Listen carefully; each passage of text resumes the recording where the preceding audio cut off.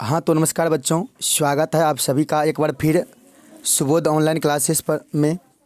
तो आइए आज इस वीडियो में लाए हैं इम्पोर्टेंट साइंस का ऑब्जेक्टिव क्वेश्चन। अगर आप इस वीडियो को देख लेते हैं तो आपके एग्ज़ाम में यहाँ से 20 नंबर बनने वाले हैं पक्का।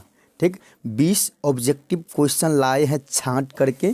ठीक, और सारा प्रश्न वीवीआई प्रश्न है, तो इसलिए आप लोग इस वीडियो में अंतिम तक बने रहें। तो चलिए क्वेश्चन को देख लेते हैं। अगला क्वेश्चन क्या कहता है, आइए क्लास 10 होगा और साइंस का इम्पोर्टेंट ऑब्जेक्टिव होगा। तो चलिए अगला प्रश्न है आपका, ध्यान से देखिए। तो प्रश्न कहता है कि हमसे पहले आप लोग जवाब दीजिए। प्रश्न कहता है, प्रश्न को पढ़िए। प्रश्न कहता है कि दांतों को साफ करने के लिए दांत मंजन प्राय होता है। मतलब कि दांतों को साफ करने के लिए कौन सा दांत मंजन अच्छा होता है, मतलब प्राय होता है, मतलब कि उसका स्वाद कैसा होता है। तो आपको याद रखना है कि क्षारीय होता है। वो कैसा होता है? वो क्षारीय होता है। चलिए अगला प्रश्न को देखते हैं। अगला प्रश्न है आपका कि वायुमंडल में प्रकाश का कौन सा रंग अधिक प्रकीर्णन करता है। वायुमंडल में प्रकाश का कौन सा रंग अधिक प्रकीर्णन करता है, आपको बताना है कौन सा रंग। ठीक है, रंग को हम वर्ण भी बोल सकते हैं, वर्ण। ठीक, तो आपको याद रखना है नीला। ऑप्शन नंबर सी हो जाएगा। ठीक, चलिए अगला प्रश्न को देख लेते हैं। अगला प्रश्न है आपका, ध्यान से। अगला प्रश्न आपका है, अगला प्रश्न है विद्युत आवेश का एसआई मात्रक क्या है। विद्युत आवेश का एसआई मात्रक क्या है? अगर आप लोग को पता है तो बताइए। पहले आप लोग, हमसे पहले आप लोग जवाब दीजिए। तो आपका ऑप्शन नंबर हो जाएगा, आपका ऑप्शन नंबर हो जाएगा ए, कूलाम। ठीक, ऑप्शन नंबर क्या हो जाएगा? ए, कूलाम। चलिए अगला प्रश्न को देख लेते हैं। अगला प्रश्न, इसी तरह आप लोग वीडियो में बने रहे अंतिम तक। ठीक, यहाँ से एक भी आपके एग्जाम में प्रश्न नहीं छूटने वाले हैं। आधुनिक आवर्त सारणी में तत्वों की वर्गीकरण का आधार है। आधुनिक आवर्त सारणी में तत्वों की वर्गीकरण का आधार है।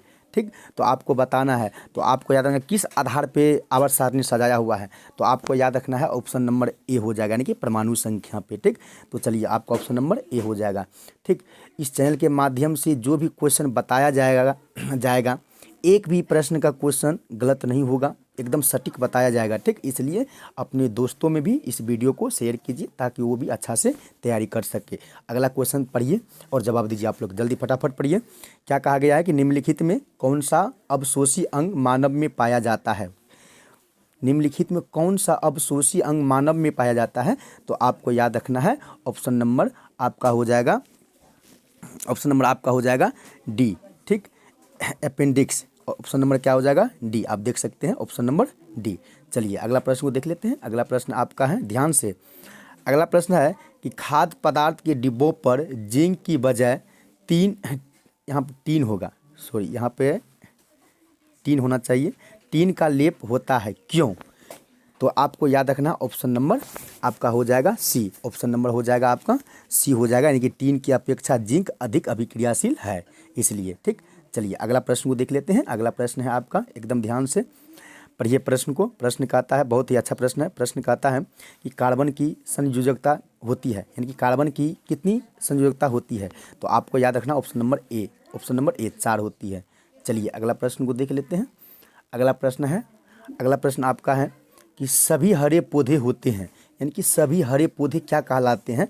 तो आपको याद रखना है ऑप्शन नंबर ए, यानी कि स्वपोषी कहलाते हैं। ठीक, चलिए अगला प्रश्न को देख लेते हैं। अगला प्रश्न है आपका, अगला प्रश्न है कि मेंडल ने अपने प्रयोग के लिए किस पौधे का चुनाव किया। मेंडल ने अपने प्रयोग के लिए किस पौधे का चुनाव किया, बताइए आप लोग को पता होगा। तो आपका ऑप्शन नंबर हो जाएगा सी, याद रखिएगा ऑप्शन नंबर सी, मटर का पौधा। ठीक, चलिए अगला प्रश्न को देख लेते हैं।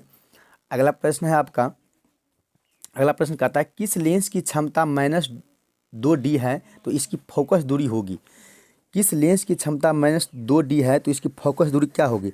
तो आपको याद रखना है ऑप्शन नंबर आपका क्या हो चाहिए, बताइए आप लोग। कि आपका ऑप्शन नंबर हो जाएगा डी, यानी कि -0.5 मीटर। ठीक, ऑप्शन नंबर डी। ठीक, देख सकते हैं। चलिए अगला प्रश्न को देख लेते हैं। इस तरह आप लोग वीडियो में बने रहें। चलिए अगला प्रश्न है आपका, अगला प्रश्न है आपका, 1 मिनट रुक जाइए। ठीक है, चलिए पढ़िए प्रश्न को कि पवन विद्युत जनित्र में पवन की चाल कम से कम यहाँ कम से कम होना चाहिए, वहाँ लिख दिया काम से कम, टाइपिंग में गलती हो गया है। कम से कम कितनी होनी चाहिए, कम से कम कितनी होनी चाहिए, तो आपको याद रखना है ऑप्शन नंबर बी, यानी कि 15 किलोमीटर प्रति घंटा। चलिए अगला प्रश्न को देख लेते हैं। अगला प्रश्न है आपका, ध्यान से, अगला प्रश्न है कि प्रतिरोध का सूत्र होता है, बताइए प्रतिरोध का सूत्र होता है, यानी कि आपको बताना है कि आर बराबर क्या होता है, आर बराबर बताना है। तो आपको याद रखना है, आपका ऑप्शन नंबर हो जाएगा सी, आर बराबर होगा, आर बराबर 1 मिनट, आर बराबर होता है वी बटे आई, याद रखिएगा, ठीक।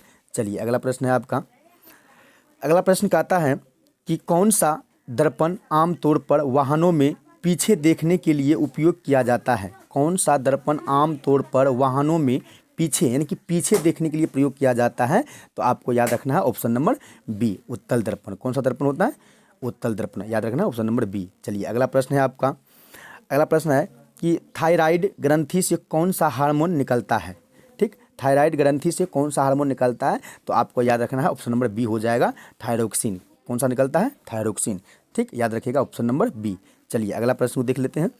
अगला प्रश्न है आपका, ध्यान से, अगला प्रश्न है आपका कि जंगरोधी स्टील क्या है, जंगरोधी स्टील क्या है, तो आपको बताना है। बताइए आप लोग पहले कि जंगरोधी स्टील क्या है, तो हम आपको याद रखना है ऑप्शन नंबर आपका हो जाएगा बी, यानी कि मिश्र धातु है।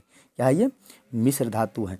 चलिए अगला प्रश्न को देख लेते हैं। अगला प्रश्न है आपका, इसी तरह आप लोग वीडियो में बने रहे तो पढ़िए। अगला प्रश्न क्या है कि लिखा हुआ है कि अपर्तनांक, यहाँ होगा अपर्तनांक बराबर, ठीक। तो अपर्तनांक बराबर क्या होगा, तो आपको याद रखना है कि अपर्तनांक बराबर होता है साइन आई बटे साइन आर। अपर्तनांक बराबर क्या होता है, साइन आई बटे साइन आर, याद रखिएगा साइन आई बटे साइन आर, ठीक। चलिए अगला प्रश्न को देख लेते हैं।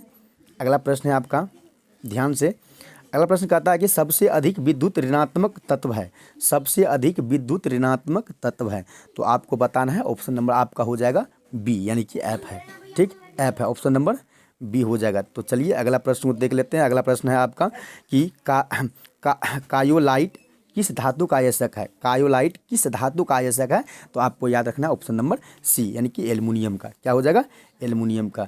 चलिए अगला प्रश्न को देख लेते हैं। अगला प्रश्न है आपका, अगला प्रश्न कहता है कि आधुनिक आवर्त सारणी में कौन सा आवर्त अभी तक अधूरा है, बताइए।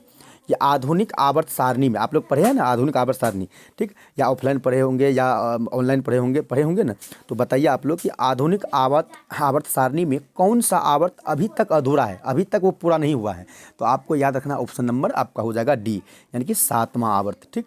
चलिए अगला प्रश्न देख लेते हैं, अंतिम प्रश्न है, देखिए और जवाब दीजिए। पढ़िए प्रश्न को क्या कहता है, पहले आप लोग पढ़िए। लिखा हुआ है कि किसी जीव की जीवी संरचना क्या कहलाती है, किसी जीव की जीवी संरचना क्या कहलाती है, बताइए आप लोग। तो आप लोग को याद रखना है, आपका ऑप्शन नंबर हो जाएगा बी, यानी कि जीनोटाइप। क्या यहाँ टा में आ होगा, इसलिए जीनोटाइप, ठीक। तो बताइए आप लोग कि 20 प्रश्न में से कितना प्रश्न को आप लोग सही किए हैं, और सारा प्रश्न वीवीआई प्रश्न बताया गया है, इसलिए आप लोग इस प्रश्न को अच्छा से देख लीजिए, अच्छा से रिवाइजिंग कर लीजिए और अपने दोस्तों में भी शेयर कीजिए, ठीक। अगर वीडियो आप लोगों को अच्छा लगा, अगर वीडियो आप लोगों को अच्छा लगा तो वीडियो को लाइक कीजिए, वीडियो को लाइक कीजिए, ठीक। अभी तक अगर आप चैनल को सब्सक्राइब नहीं किए हैं तो चैनल को सब्सक्राइब भी कर लीजिए, ठीक, ताकि इसी तरह का वीडियो आप लोगों को हमेशा मिलता रहेगा एग्ज़ाम तक, ठीक। तो चलिए आज के लिए इतना ही, मिलते हैं नेक्स्ट वीडियो में, तब तक के लिए जय हिंद, जय भारत।